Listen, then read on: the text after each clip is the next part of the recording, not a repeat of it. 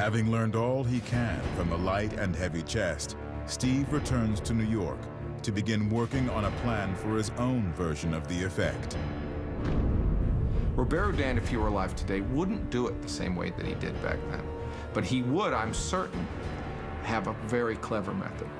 So Steve's going to have to think like the master in order to pull this off. Now you have to decide, do you want to control the material? Do you want to make the box or the chest or whatever it is heavy? Or do you want to take the power away from the individual? Well, I want to strip away the person's power. I mean, that's the way I think that it should be performed. The light and heavy chest illusion is all about control. Steve wants to take control of a single person, just as Robert Houdin took control of the Marabou warrior. Steve finds a bodybuilding gym where he's never been before. He's in search of one strong man who will submit to his powers of suggestion. Magic is about getting into another person's head.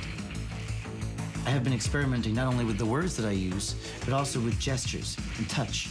These techniques can have a great effect on the right person. Harold. Steve enlists the most powerful weightlifter in the gym, whom he has never met before. I've been training hard with weights for about 3 years now.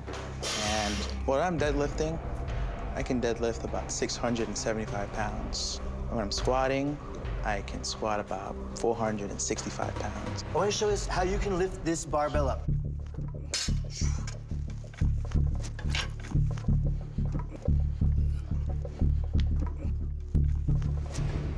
Harold easily presses 240 pounds over his head. Steve is ready to perform his own method of hypnosis on Harold, simply using words and touch. Most people, they go through their life, they don't even understand their weak spot. Everyone's got a weak spot, and I think I know where yours is. It's a part of your forehead, the center of your forehead between your eyes. I'm gonna touch you in that spot. And when I do, you're gonna feel yourself become weak. You're gonna feel your strength stripping away from you, and you're gonna become as weak as a 3-year-old child.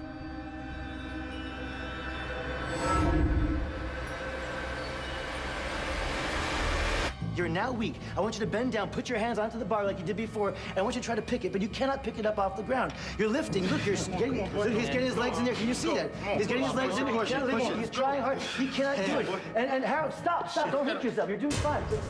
Stop. Stand up. Now, Harold, were you trying your hardest just now? Yes. You were, but you could not lift it off the floor. No. We're gonna try something then, which I think even you're gonna be surprised by. When I touch you in one spot, it's your ear, right? Here. Your strength has returned. Pick it up again. I think this time you can do it. Your strength is back. Do that. Let's go. Yeah. All the way up. Clear it. You can do it. That's amazing. Put it down. Now, obviously, you've been training yourself for years to lift up gym equipment, but I brought something special.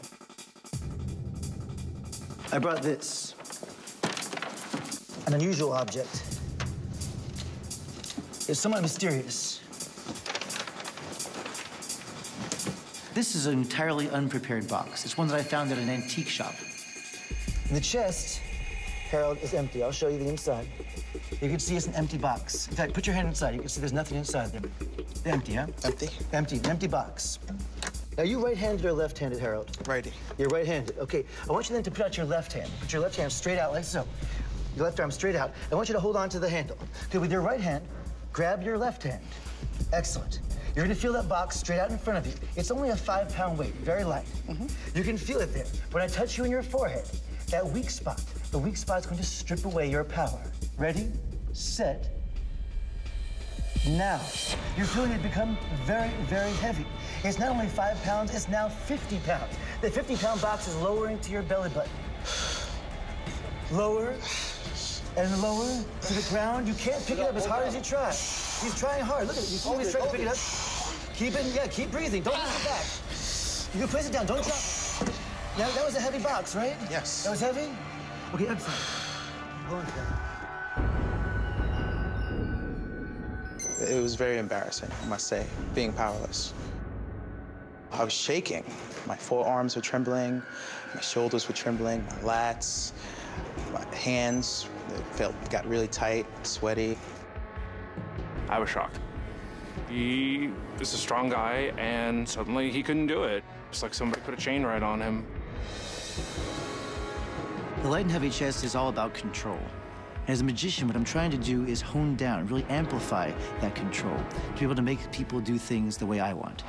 Big picture is, how does it feel to see, okay, here's this stage magician walking up to a strong man in his environment in a gym and taking his power away. And the guy having no idea how he did it.